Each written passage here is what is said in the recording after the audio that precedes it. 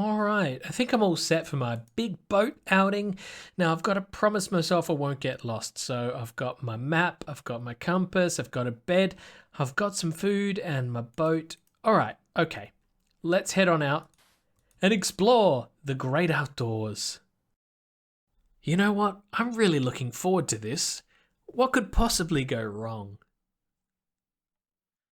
Ow, ow, ow, ow, ow, ow, ow, ow, ow, ow, ow, ow. Look away if you're squeamish. I think I've dislocated my left arm. That doesn't look right.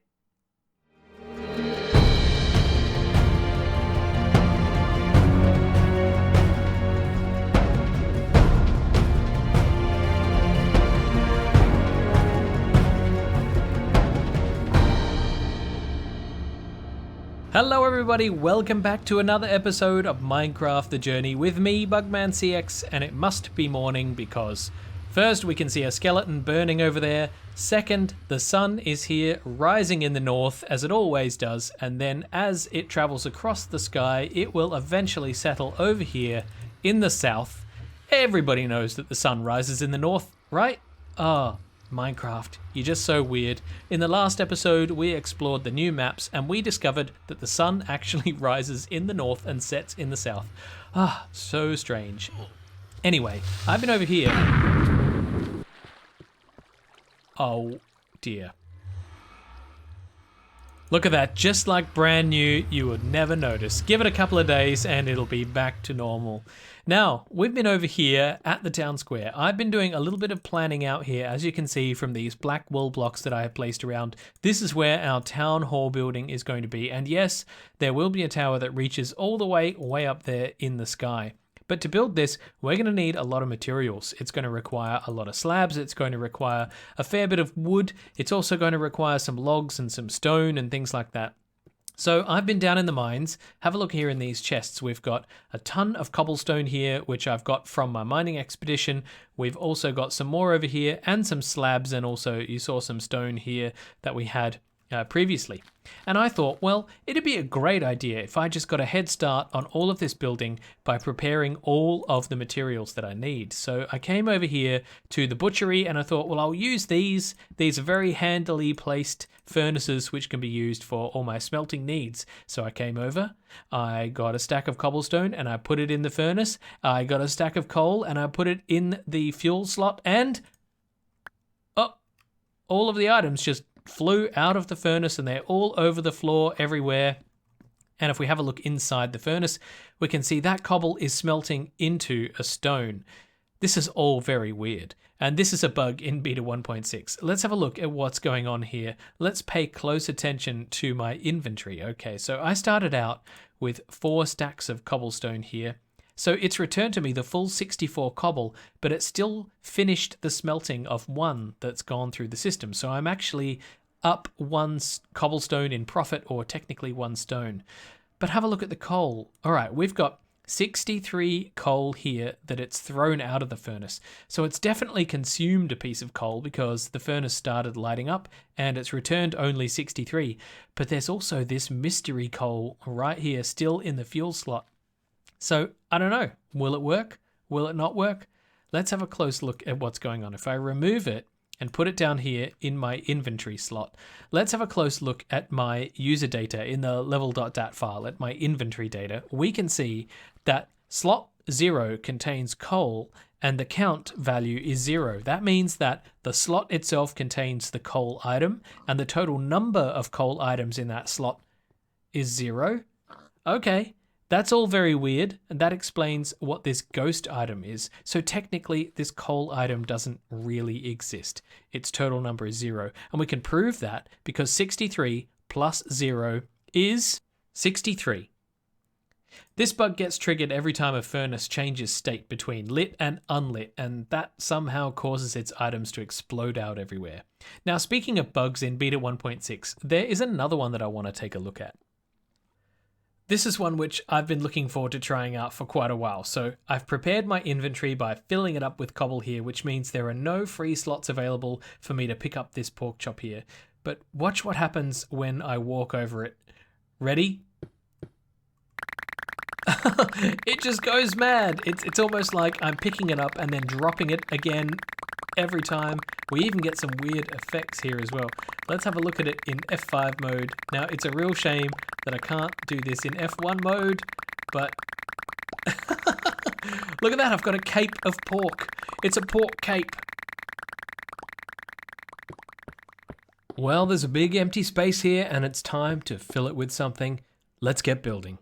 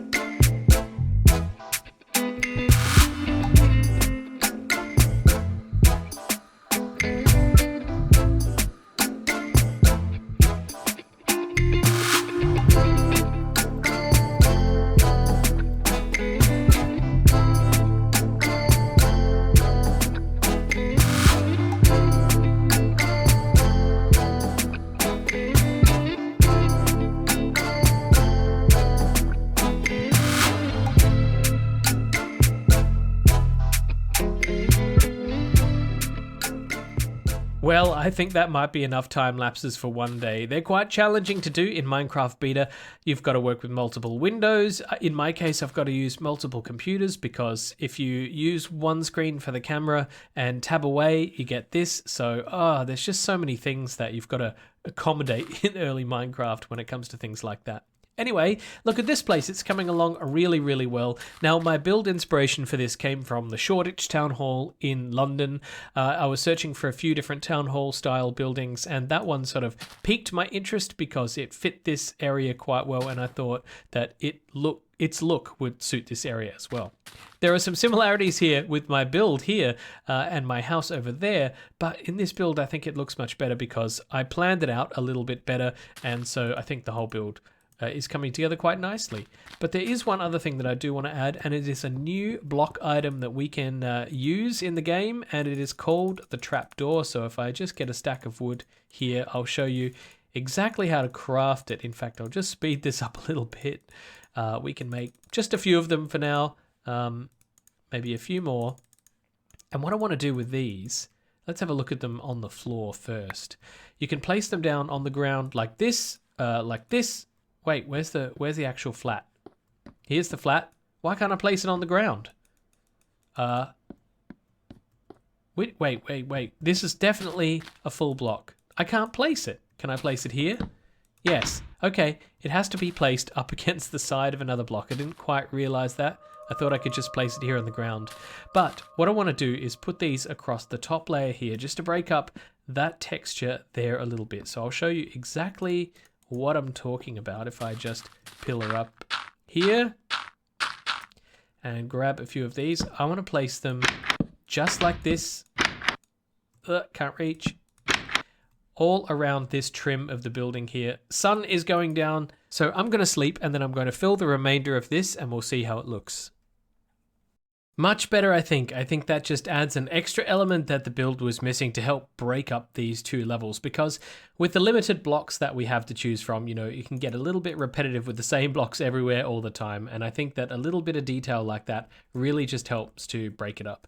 I've also added this extra section on the side here. This is a little side entrance, and it's where the stairwell will be so that you can move between the different floors. And I also need to build a little section on the top here because there will be a top level roof access area and maybe even access up into that tower. I'm not even sure yet exactly. I need to figure all of that out. Let me just take you inside. Let's go through the side door here, as I want to show you what I've been doing in the back here as well. So I mentioned before that I haven't finished any of the sides. What I've done instead is started to lay out the floors so that I can get a feel for the size of this place. Oh, my mouse just went a little bit haywire there. Actually, I think it's the game doing that. I think there is definitely a bug to do with where the camera is looking or where the mouse is looking. So you can see there's another layer that I need to add on up the top there. And so once I've done these floors, I'll just surround this building in its walls, and then we'll work on the lighting and the interiors, and hopefully everything will be done. Look at that guy up there. Hunchback of Notre Dame, that's what I think he is. I climbed all the way up here to see if I could get a closer look, but it seems like that creeper has despawned mysteriously. Oh well. But look at this view from up here. I think this is looking wonderful, looking very nice. I'm really looking forward to finishing this off, but unfortunately I've hit a bit of a problem, a bit of a spanner in the works, and that is smelting, because as we saw at the beginning of this episode, it's really broken right now, and that makes the task really, really tedious. So I'm going to upgrade to beta 1.6.4. And in terms of how these releases came out on the day that beta 1.6 was released, there were these 3 additional releases, 1.6.1, 2, 3, and 4. And all of them came out within hours of beta 1.6 coming out. So most people who would have got to play beta 1.6 at the time would have been playing on beta 1.6.4. It makes sense to me to upgrade straight to that version, but every time I skip versions, all of you get really upset with me, so let's do a speed upgrade. Minecraft Beta 1.6.1, this one fixes the issue with the item pickup bug where the item gets picked up over and over and over again, so there's really not much to be seen in this particular version. So, time to move up to the next one. It's a good thing we have official trapdoors now, because beta 1.6.2 fixes that door duplication glitch which splits the door in half and you end up with a duplicated door. Now you just get a door. Beta 1.6.3. Water that is 2 blocks deep no longer prevents fall damage. Players need at least 3 blocks deep water to prevent fall damage.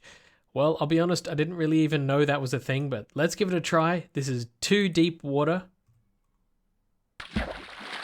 I did not take any fall damage. Let's try the 3 deep. Well, if we didn't take any damage in that one, we're certainly not going to take any damage in this one. But for the sake of the experiment, we must try. And look at that. I was perfectly safe. And now I've just got to clean all this mess up.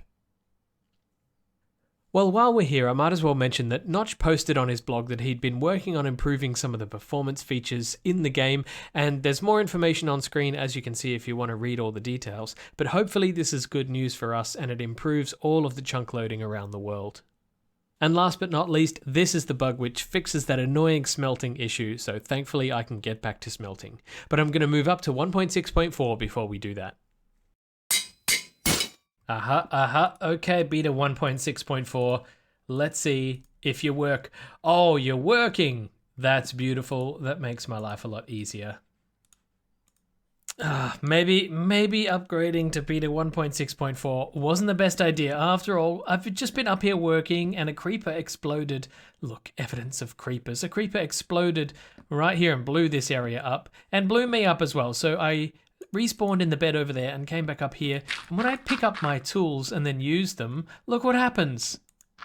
Oh, this one's not going to do it because this is a brand new one. Maybe, but maybe the sword will do it. Ready? It needs to use durability. Hold on. Aha. Okay, I found my axe. Have a look at this. Ready? Watch the axe closely. It disappeared. It disappeared right before your eyes. It's not in here. It's nowhere to be found.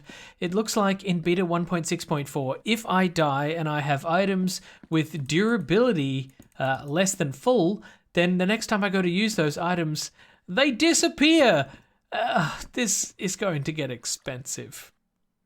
I've been busy in between and I decided to just crack on and finish up this thing. So let's see if I can remember all the things that have changed since the last clip, because I was recording that yesterday and it's now a full day later. So up here, as you can see, we have a clock on the front of the town hall here. And there's also this upper layer on the top, which is at the back of the little roof thingy going on here. So let's head on inside because I did want to make sure that I completed the interior as well. So we'll go on a little bit of a tour of the grand town hall.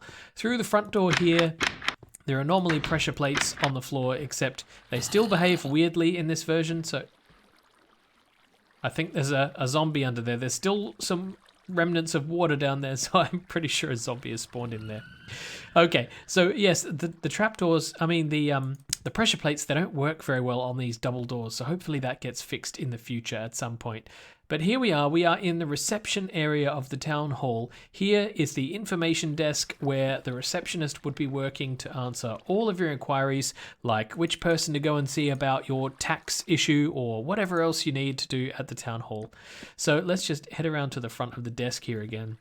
I've made use of the trapdoors quite liberally throughout this place just because it does really help to break up the wall textures, and it is a useful item when it comes to building desks and things, which we'll see in the back of this place. But over here we have a little public waiting area with a table and some chairs, some reading material and things like that. And over here on the left-hand side, there is a cafe. It's called Café de la La because I got up to Café de and I couldn't think of anything. And then I thought Café le and I couldn't think of anything. So it's just Café de la La. And so here I suppose you can buy a few little things to eat. So the workers can come out and buy their lunch if they want, and the public patrons can come out and have a coffee here if they want. Through the back here we have some more office space. So closing the door behind me, we have a couple of little desks here, very, very crammed like you might expect to find in some offices.